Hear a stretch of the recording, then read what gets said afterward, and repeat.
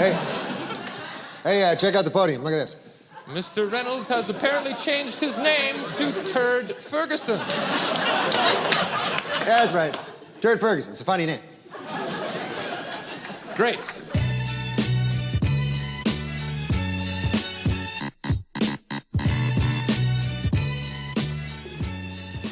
Welcome to the 63rd episode of News Dump, brought to you by Summit Funding, where we run through the hottest topics in the Lewis County news scene and discuss.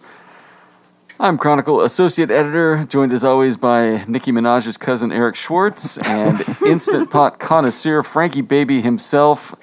Franklin, how's the cooking going? I've been trying to use the Instant Pot a lot more, and it's not horrible, but that's me judging my own cooking. You'd have to ask my wife. I'm not sure if she likes it. And now, the Instant Pot, was this a thing you purchased and went out and found, or did you just come home from being married and it was there? That's how it was. You get married one day, boom, Instant Pot on the counter. The Instant Pot just shows up instantly. What was your best wedding gift? Oh, geez, you know what it is. It's hard to rank them. Oh, please. We got a pizza oven. Oh, well, that's good. And shout out Daryl Lund, got us a coffee maker. We use the coffee maker every day. Awesome. Good old Daryl Lund. Good old Daryl Lund. That sounds lovely. We're starting this Wednesday, September 15th episode off with a quick rest in peace. The great comedian Norm Macdonald passed away yesterday, age 61. He was one of the great comedians or anti-comedians, depending on how you look at it. You heard him in the intro briefly, and nobody was better at telling a bad joke with a straight face and getting a laugh out of it than the great Norm Macdonald, famous for his time on SNL, as well as the films Dirty Work and Screwed. Showed up in a lot of Adam Sandler stuff, and yeah, he was hilarious. He was the best. He was awesome. I always liked his quote about if you're a comedian, you don't want applause. You just want laughter, because if it's applause, it means that they agree with you. And if you're a comedian, maybe they shouldn't agree with you most of the time. Yeah, he was trying to get that raw reaction out of people. And I went through a rabbit hole watching a bunch of his stuff this morning and last night. And he was a pretty funny dude. He had some good bits. Are you guys ready for news? Let's just dive in. Our first news item, Winlock passes proclamation that the mayor thinks the governor has narcissistic personality disorder. This comes from Winlock Mayor Brandon Svensson, who we should note was not elected mayor. He kind of took over after Don Bradshaw quit because... You say took over like it was a coup. I'm pretty sure there was a process of nominating and appointing. Yeah, I'm sure there was. Is he technically the interim mayor still, or is he just mayor? No, he's just the mayor. Okay, all right. Anyway, Brandon Svensson wrote this letter, and the council passed it as a proclamation. You may remember Brandon Svensson from such previous stories as county meeting canceled after Winlock mayor refuses to wear a mask. Mayor's meeting proceeds, but with poor attendance, Winlock mayor again refuses to wear a mask or attend, and also his bit in his story about... the county raising a pride flag, where he called the Lollipop Guild bullies over the pride flag, which is funny. It's kind of funny. Come on, it is funny. It is funny. Anyway, what do you guys think of Winlock's letter to the governor? It surprised me. I was surprised. Was my first reaction. It just struck me like lots of proclamations and such as being somewhat pointless, but I guess the point would be to draw attention. We're here talking about it on the podcast. It's on the front of tomorrow's Chronicle. I've seen some other papers pick it up, so probably the Winlock mayor, also the chair of the Lewis County Republicans, got exactly what they wanted. For me personally, I didn't really like it with Donald Trump when the stories were constantly like, oh, is he mentally there? He should have a mental evaluation. And you hear it with Biden now, and I don't like that. And I don't really like it here either. It's kind of like, on the schoolyard, there's a word that we don't say anymore, the R word, right? You used to call each other a retard, which is awful. Mm-hmm. But I feel like now it's entered politics. It's just like, I disagree with this person, so they are mentally unwell. I don't like it. Do we feel like this is the municipal government version of being mean to the girl you like in school? I don't think. Writing notes about her, saying mean things when she's around, trying to get her to notice you. I just felt like this has big, I hope my crush notices me energy. Mike Falk at the governor's office did respond to our request for a comment. He said, "This is foolish, childlike behavior, really speaks for itself. They wasted taxpayers' time passing something that does not advance any ideas or solutions to the COVID crisis in our state or in their community. It's even worse that they would trivialize people's medical well-being in the middle of a deadly pandemic. Yeah, I agree. I can't see anybody else doing a thing like that. Anyway, our next news item is a front-page editorial by Eric Schwartz with a 5-column photo of his head photoshopped on what appears to be The Rock's shirtless body with an all-caps headline that says, "Everyone else should be as humble, secure, and self-aware as me." Yeah. Honestly, I didn't know it great was stuff. Photoshopped until you said that. It's You- not. you It's not love to see Photoshop. Those are my curves, guys. I did not know that was You Photoshopped. better believe it. Mike Falk would have been in the running for Burn of the Week, I feel like, or Svensson Burn of the Week for actually taking municipal action to take a shot at the governor. I mean, one or the other. I think I'll give him a tie for Burn of the Week there. Yeah, it's great to see the governor's office with a funny response. There was one part of the story I was kind of like confused by, but so while no council members voted against the resolution, one highlighted his own lack of medical expertise to diagnose someone with personality disorder. To that, Svensson replied that the proclamation is just a statement from the mayor, not the council. I'm like, well, why would they have to vote on that if it's not a statement by the mayor and just the council? So I think it accurately is the council, but I don't know. I guess voters will ultimately decide next time council members are on the ballot, which I believe there's a couple of them this November. Yeah, I believe if Svensson is in, I guess he's not taking over Don Bradshaw's term. I'm not specifically sure. He might be. Okay. Anyway, our next news item. Less than a third of Chehalis, Centralia school staffers confirmed vaccinated so far. There is less than a month now for school employees to get vaccinated before I think they would miss qualifying. Maybe it's like their first dose before they would miss qualifying for the October 18th deadline. Centralia's Superintendent Lisa Grant said about 30% of their employees have verified that they've received the vaccine, and about 3 religious or medical exemptions have been turned in. In Chehalis, it's about 22% of the district staff of 430, and they've got 27 medical or religious exemptions. Chehalis having more medical or religious exemptions. Surprise, not surprise? I'm not a little surprised, and I was surprised by how low those numbers were, but I think you take into account people that just simply haven't confirmed it yet. There's probably some of those. You probably got people that got 1 shot but not 2. I think we'll see those numbers creep up. But I certainly thought that the school districts would see, and maybe it was faulty thinking on my part, that they would have a higher vaccination rate than the general public just by itself, if that makes sense, in Lewis County. Yeah, and it does say they've got 78% of returned inquiries that say they're getting the vaccine, so they expect to have, 78, 80% probably. Mm-hmm. Yeah, I don't know. What do we think how many people are actually going to end up quitting over this? Do we have any ideas? We had a story earlier this week from Claudia Yaw, talking to some local fire departments. Toledo seems to be a little worried about it, if I recall correctly. They had 6 cases of COVID within the district, which is pretty sizable for that size. They were still able to respond to calls, but the chief or deputy chief down there kind of pivoted on the call and was like, well, when we're really going to have problems is when we lose, up to 50% of our volunteers and staff who aren't going to get the shot. And he specifically noted like volunteers might be more apt to just step away, and we've already got a volunteer shortage, so I could see fire districts being a problem. Yeah, I had that story from Claudia on here too. Unvaccinated firefighters could leave their jobs. Virus surge also impacting Lewis County stations. The one thing I took out of that was all the Chehalis firefighters have gotten the vaccine. Yeah. Which was that's good news. Good for them. Yeah, I was surprised by that too. Does that surprise either one of you guys? I guess it surprises me that it's a clean 100%, no questions. Yeah, same here. I thought there could be at least, maybe one person that had vaccine reactions in the past or, something like that. Like a very legitimate concern. Yeah, I was shocked by that 100% number as well. I think that's good for them. I agree. On the Toledo bit of that, it was interesting that they said, I believe he said in the story, they had 6 staffers that had missed work in the last few weeks out of a total of 17. Mm-hmm. But a number of them don't want the vaccine. Like, I guess I feel like if you had caught COVID, you might want to get the vaccine and be like, this is a real thing. I had it. Yeah, depending on how severe it is. Yeah. I mean, for sure. I think a lot of people are just dug in, embedded.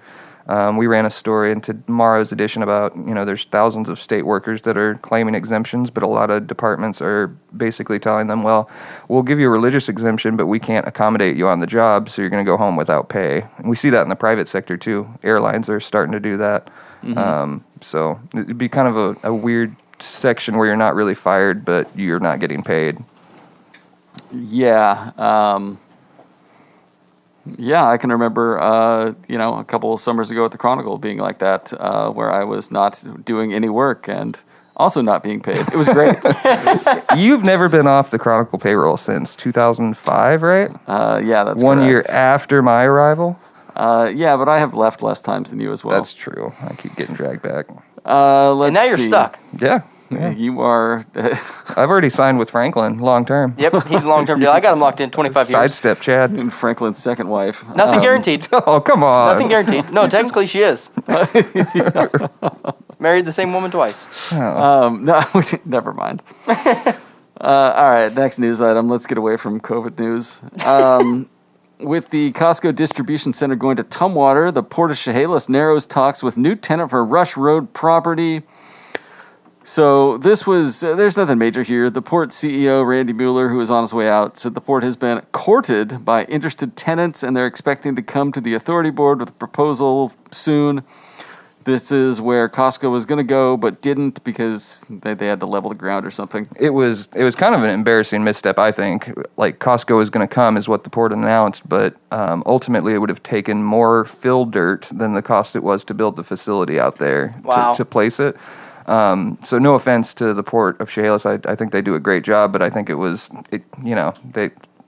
guys decide, cat out of the bag first or horse out of the barn. They let it go too early, though. I agree. Whichever you prefer. I think it's a horse out of the barn situation. Horse out of the barn. You argued about it a couple weeks ago, so I was giving you an opportunity. I always love any story where there's like, oh, we've got a mystery tenant coming in. It's like in the hot stove league in baseball where they're like, oh, there's a mystery team interested in signing player X, and it usually turns out it's no one. But I wish Randy had dropped some hints with it. Like, I can't name names, but we're primed to reach a decision. The company echoes that This is sentiment. Amazon opportunity. I mean, amazing opportunity. If I had to name my favorite Greek god, it would Beezus. This story is also a bit perplexing because it is currently our most popular story on cronline.com, and that puts it ahead of the Winlock Declaration, a couple 9/11 stories from locals, and of course what we'll talk about later, Chehalis woman arrested for allegedly defecating in park. But Allegedly. Usually when we have our most popular story is like loaded up on comments, but this was literally a brief that was embedded in another story, yeah, I don't know. People are clicking on it though. I wonder why. Interesting. I think it's Costco, and people always read Costco and they don't read distribution center, and they think we've lost an opportunity to have like a Costco retail outlet here. We were going to get a Costco, and then we didn't. And they probably would have brought in Olive Garden with them. I mean, I remember when someone told me we were getting a Fred Meyer.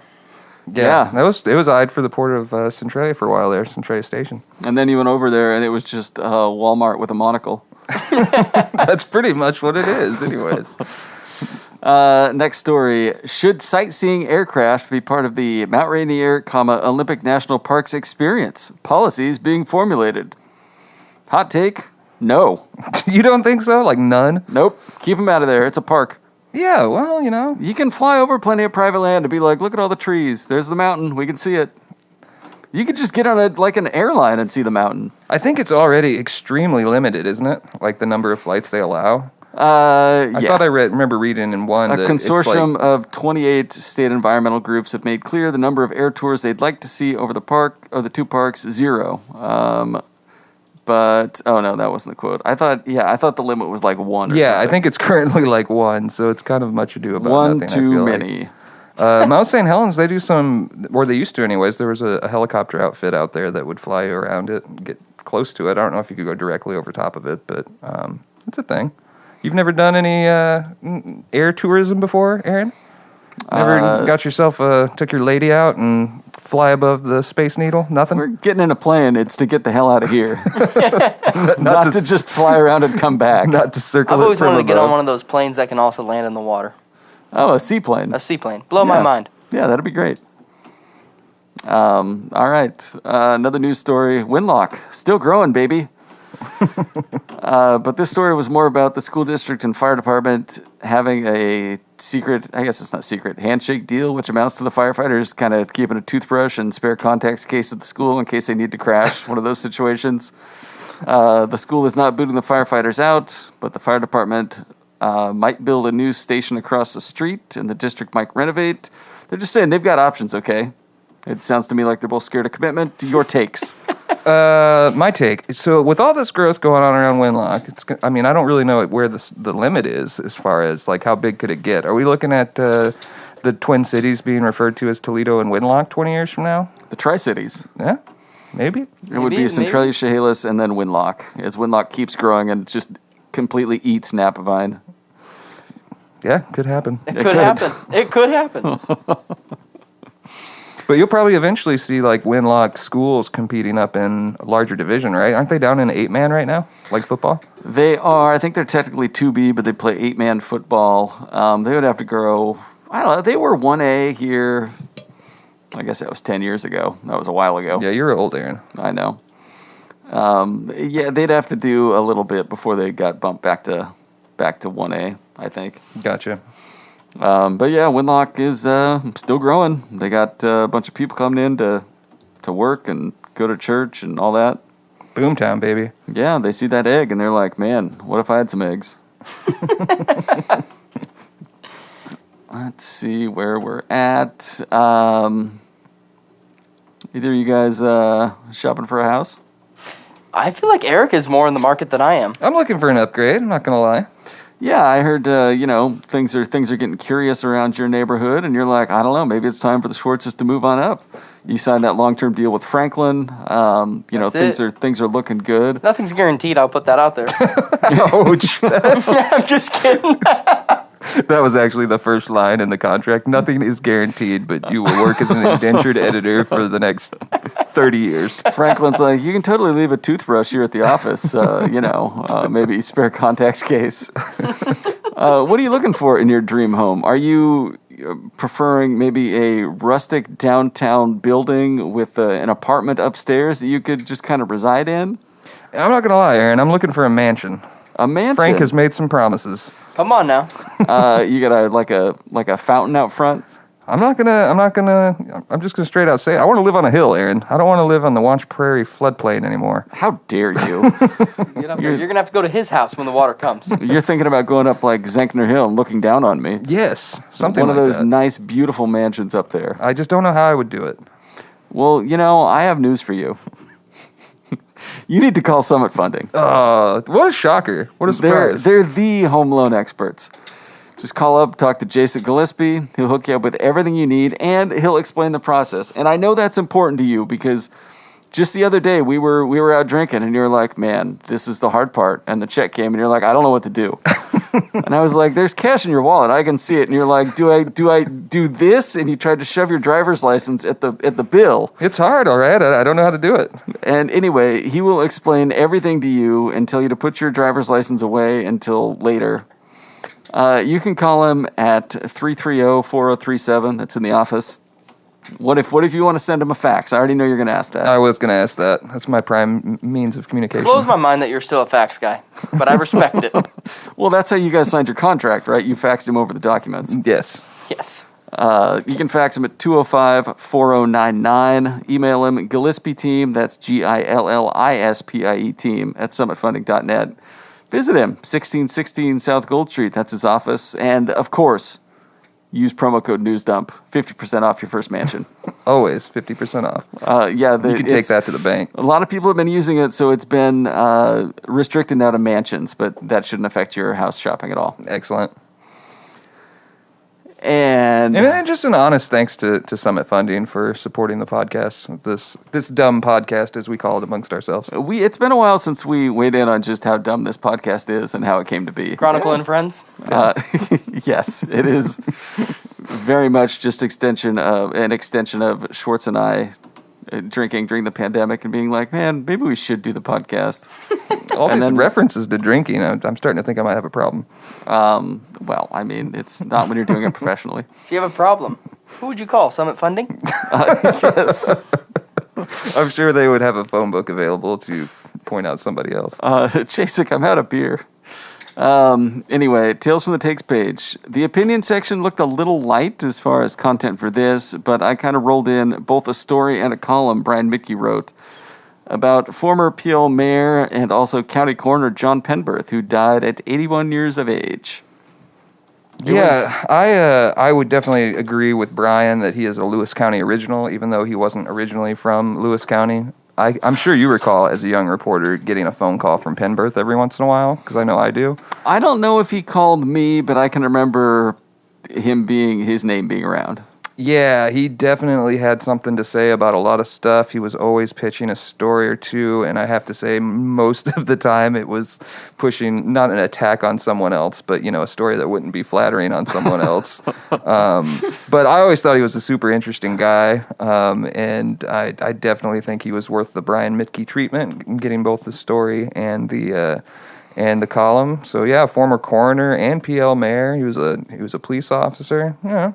Cool life. He left PL and ended up going down to Arizona, though. I think you mentioned that. A saloon keeper is the job that stands out the most to me. Yeah, he was a logger, then he bought a bar. He left the woods after nearly dying when a log broke loose and rolled over him, fracturing his pelvis, causing other serious injuries. A couple guys called him Dead Man for 25 years after that, which is definitely a PL thing. He was also the chair of the Lewis County Democratic Party back like in the early 2000s when they kind of still had some sway. Mm-hmm. No offense to the Lewis County Democrats as an organization right now, but they don't have a whole lot of power, even a candidate in office that I'm aware of, at least a top-level candidate. But it was interesting in the story. It said that he shifted over to Donald Trump and voted for him in 2016. And his daughter had a quote, "I know my dad, in a way, kind of thought of himself like that. Like I say what people are thinking. I speak for the common man. I know he saw himself in that sort of light. And having known Penberth as little as I did, and knowing as much as I do about Trump, that does not surprise me at all." From Mickey's column about John Penberth, on his first day as mayor of the town of PL, he fired the city's water department manager, who happened to be his nephew. That and other actions led to a recall attempt, so which awesome. Penberth survived by about a dozen votes. He just walked in there, drained the swamp. Yeah. Even if they're family. I also like that he was a frequent caller to Let's Talk About It, which is extremely on brand. Oh, yeah. Yeah. Yeah, I forgot. That is where most people would know him from. Yeah, it was that era. It's we're losing. I feel like you could throw Chuck Honrider in there again as another local commentator of that era that we have lost. And he ran his own auction house in PL, secondhand store.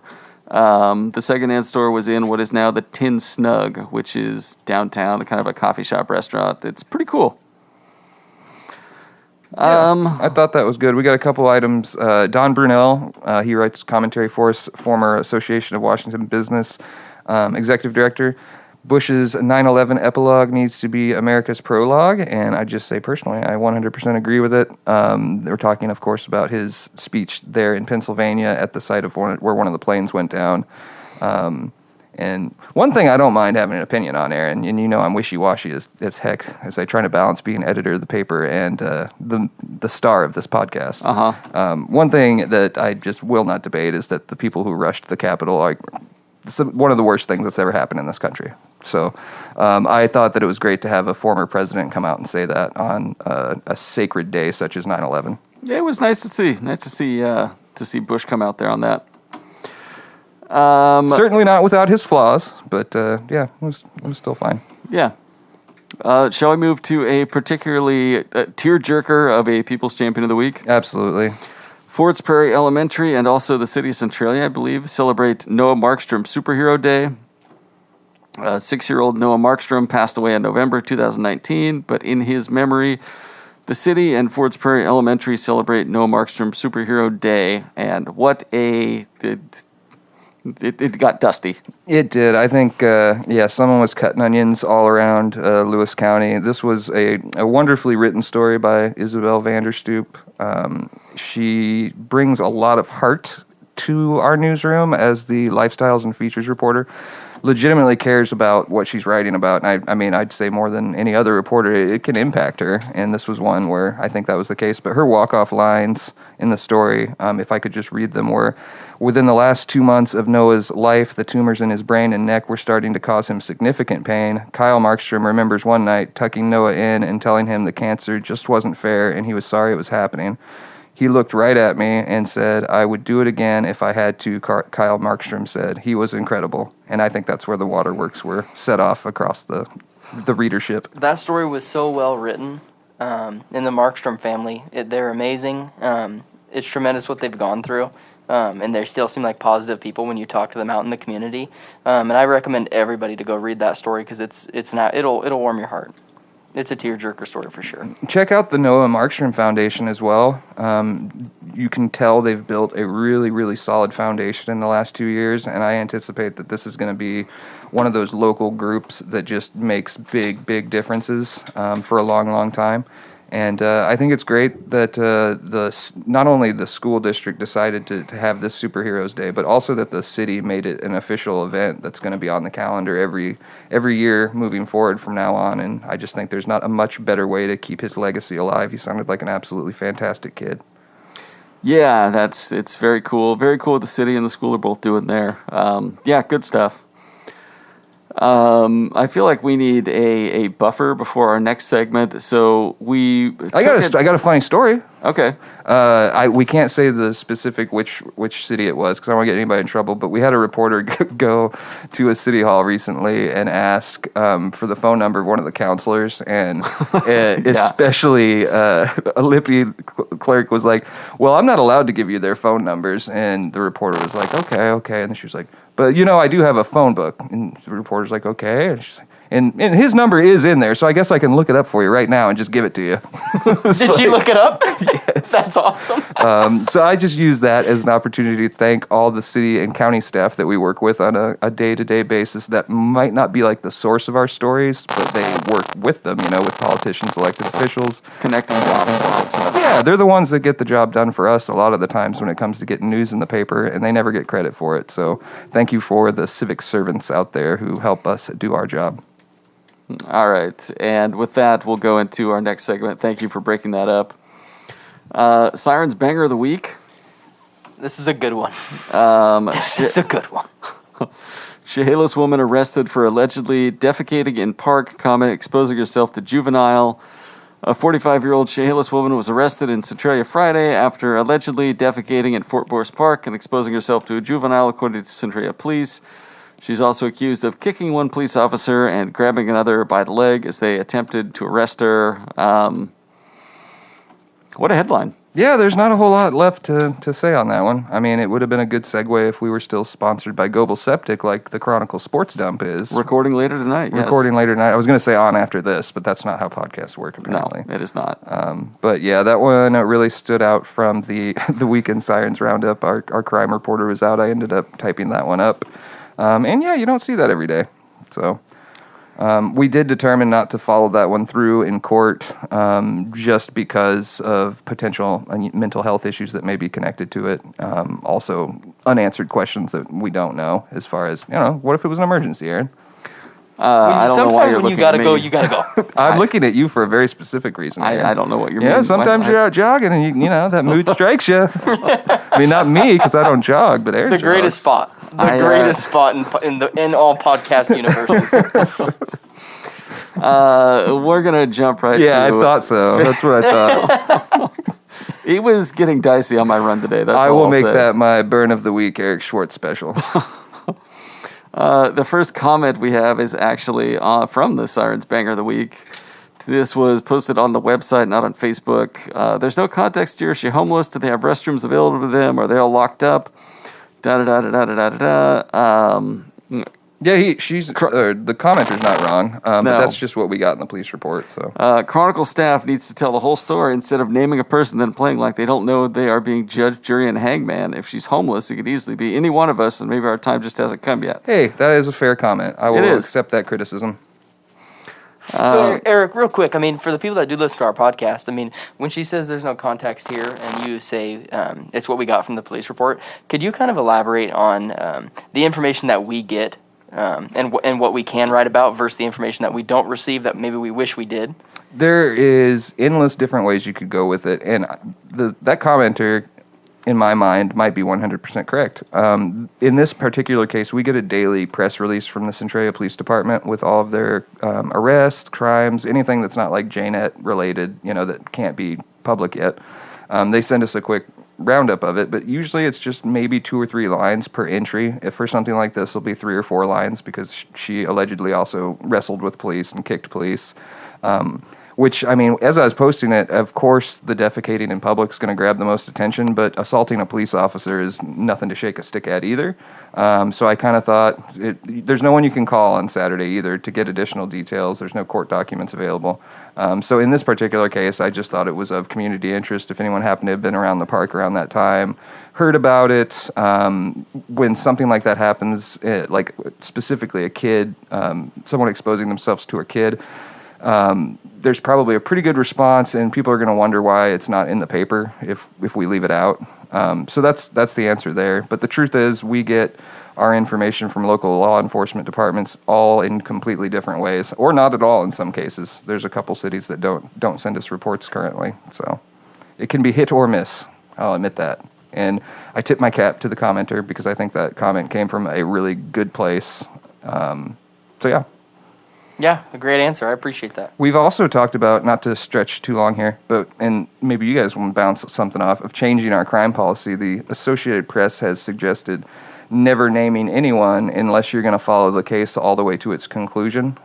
So in this case, this woman, perhaps we wouldn't have named her because we're not going to follow a case like that. Like, we're not going to dedicate resources to court 4 or 5 times a year for someone that took a crap in the park. You know what I mean? Mm-hmm. My stance on that, I mean, maybe I don't agree with that fully, because if we don't have the resources to follow it all the way through court, but we don't use her name, maybe her name is an identifier for somebody that does want to follow it all the way through court on their own time. Now they have an identifier, they know what they're looking for. Good point, Franklin. That's a great point. And I mean, the other thing is, the one I struggle with is we've had in the past people that get arrested again and again for instance, slapping women around. And it's like, if you're not naming them just because it's a single domestic assault case, are you doing your duty to the readers by potentially not exposing someone who has a history of slapping women around? You know what I mean? Yep, good point as well. If we're just saying, 35-year-old Centralia man as opposed to naming them. But there's every week we get calls from people begging in some cases to have their names removed because the internet is such a different beast than the paper. Like old days before the internet, you'd have to have a copy of the paper in order to say, no, I'm not going to hire you because you punched some guy at a bar 10 years ago. It's like now, first thing I do when I'm looking to hire someone is search their name on Google. Yep. And something like that pops up, it can be a killer. So if anybody has any ideas on that, you can email me, news@cronline.com, because that is an ongoing conversation here at Chronicle World Headquarters. All right. I think that comment was actually Facebook, not the website. We'll get to the website comments in a second. Our next Facebook comment of the week came on a story about the Cowlitz Corner getting a cooled trailer to handle all the dead bodies. Somebody commented, never let a good crisis go to waste. And the response was, I'm sure he's really been angling for a refrigerator body trailer for some time. Yeah, that's kind of a disturbing story from Cowlitz County. They're seeing a number of deaths, just like Lewis County is. We didn't report any today in the weekly report, which I think you can just say thank God for that. The week before we had a number of them. But it's literally a matter of practicality. If they didn't actually need that cooling center, I could tell you that any of the 3 Republicans on the Cowlitz County Commission would have said, you don't need that. So, you have a pile of bodies and you need somewhere to put them. That's a dark reality, and I think people, when they don't want to accept a dark reality these days, they find another one and crawl inside that like a hermit crab. On yet another COVID story, the comment is, they already know the names of the next 2 variants that are coming in the future, Epsilon and Zeta. I would like to point out that is just how the Greek alphabet works. It's Alpha, Beta, Gamma, Delta, Epsilon, Zeta, Eta, Theta, Iota. So those are kind of what you got coming. Look at Aaron flexing over here. Yeah. I always did have this idea for naming the viruses. Will they ever get to the stage of how they name hurricanes and just go down the alphabet? Yeah, probably. Well, I hope not. I hope not as well. So is that with the hurricanes, they do the opposite, right? They go through regular names, and then they switch over to the Greek alphabet if they run out? I thought I heard that somewhere. I don't know how they name hurricanes. wouldn't run We out don't of get a lot names. of them around here. Someone will fact check you. Yeah, someone will. My favorite comment of the week on the United Learning Center signing a 10-year lease in Centralia. So a bunch of woke single mothers are going to hand over their babies to Jeff Bezos, a known socialist, to be brainwashed so they don't have to raise them or pay for daycare. Nice. Yes, known socialist, the richest man in the world, who recently spent a few billion to briefly enter space, is... I can think of plenty of negative things to say about Jeff Bezos, but socialist would be like that's a hard one. Probably one of the last things I'd call him. He's the man that conquered Walmart, for goodness sake. Somebody else had an alternative when they said, who invited the devil to town? Oh, jeez. Our commenters are harsh, Some of them. I mean, they are a varied and diverse people. but I love them all. United Learning Center, that was actually really big news that we could have talked about. That's we actually did. a great... I don't want the only thing we say to be negative. That's actually a fantastic project. You're going to have 80 kids from low-income households that are going to get a head start that is going to impact the rest of their lives. It started to communism. I read the comments. I just think it's fantastic. I think a community this size, 80 kids, is going to make a big difference once they move out of that and go into the school districts. I agree. It's huge for Centralia. I don't think a lot of people realize how big of a deal it is. It's a big deal. It's a very big deal, especially on a local level. I mean, you hear about a lot of these stories on a national scale for other communities getting programs like this. For this to be, I mean, right across the street from our office, I mean, it's pretty amazing to watch this unfold and just see the actual number of how many kids this is going to help is really going to impact our community. Yeah. I do hope Bezos plans on compensating us for our lost parking possibilities. Amazon echoes for everyone. Deal. We'll take it right off top. Next comment on a story about donated papers could shed new lights on the 1919 Centralia massacre. The comment in all caps was, the big shots who set up the Legionnaires in 1919 should have been charged with conspiracy. The duped drunk soldiers were just doing their bidding. People still feel strongly about this one, man. It was 102 years ago. You weren't there. People feel strongly about it. Their pappy was there. Their Grammy. So I think Brian Mitke, as late as, I want to say 2013, 2014, went over to Grace Harbor County and interviewed an old man who was a little boy that day. And I think that was the last eyewitness account that exists, at least, here at the Chronicle. But, I mean, people here still cannot agree if it was the Wobblies or the Legionnaires who started it. So let's put both you guys on the spot. Who do you blame for the destruction that occurred 103 years ago? Aaron? I'm going, I don't know. I feel like it was probably the Legionnaires. Oh, of course. Even if you had a time machine, you'd be Aaron Maddow. He would see what happens. I'm siding with the troops on this one. I don't know about Franklin. I don't know. It's hard for me. I mean, they still teach us in school. I mean, they taught us this in school. I mean, it's still a hot topic. I mean, a lot of people. When you were in school in Chehalis, right? Yep. So was it very much like, the dirty unwashed masses over in Centralia getting in a drunken brawl on Legionnaires' Day? Oh, man. Armistice Day. I want to point out to anyone who doesn't know this fact, and I hope it's a fact because I've been repeating it for years since someone told me. The Sentinel statue over in George Washington Park is obviously kind of a mural to the Legionnaire side of things. And then the mural that's up on the Barry Fields building is kind of a Union take. Mm-hmm. And I think in the bottom right corner, maybe bottom left, there is a depiction of a pig with, I'm not going to sugarcoat it here, it's spewing excrement out of its mouth. Mm-hmm. That's the Chronicle. Yeah. Mm-hmm. which is just funny to me. So they were. Is that actually the Chronicle? It's supposed to depict the Chronicle in the mural, because we were spewing poo, that being our coverage, which I think was very friendly to the Legionnaires. How old is that mural? I don't know. I don't know off the top of my head. The original mural's not there. They replaced or did some work on that section of the building, and but they put the mural now goes over the windows and that whole section. I'm going to get my picture with that. Yeah. I was thinking maybe it was a 2012 mural and you sent Kyle Spur over to cover it and the artist was like, boy, I have a take now. And I don't even remember who told me that. I just know it kind of made sense for the time, and that would be the Union Industrial Workers of the World take. So those are in the past. I mean, those are the commenters that really attack us. Yeah. Yeah, back in the day, comments really you just wrote them on walls. Just wrote them on walls. They're a lot more elaborate. You had to put some thought into your takes. Do you remember maybe 10 years ago, Aaron, when somebody was running around town? We almost did a story on it, but I don't think we did. And just writing IWW and wobblies all over stuff. Like there was a wobbly bandit. Vaguely. I still don't know if it was former reporter Dan Schreiber because he was the one finding them all. Oh, just trying to stir up another story. Yeah, A probably. classic Banksy. Yeah. Good story, though, by Eric Rosane on the documents that, we didn't talk about that. There's not a whole lot. Just basically all the court papers from the case that actually convicted the Wobblies is with local historians in the Centralia College Library now, which is great. Good place for him.